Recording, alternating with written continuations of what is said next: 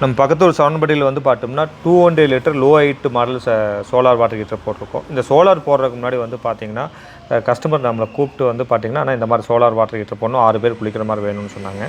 நாமளும் போய் சைட்டு பார்க்கும்போது வந்து சின்டெக்ஸோட ஹைட்டு வந்து ரொம்ப கம்மியாக இருந்துச்சு.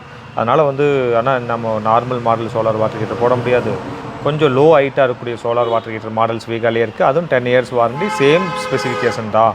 இதுக்கு நார்மல் மாடலுக்கு என்ன ஸ்பெசிஃபிகேஷன் இருக்குதோ அதே ஸ்பெசிஃபிகேஷன் தான், நல்ல குவாலிட்டியாக இருக்குன்னு சொல்லியிருந்தோம். ஸோ கஸ்டமரும் ஓகேன்னு சொல்லிட்டு வந்து பார்த்தோம்னா நம்ம சோலார் வாட்டர் ஹீட்டர் பார்த்து சொன்னாங்க. பாருங்கள், அந்த சோலார் வாட்டர் ஹீட்டர் தான் இங்கே போட்டிருக்கோம்.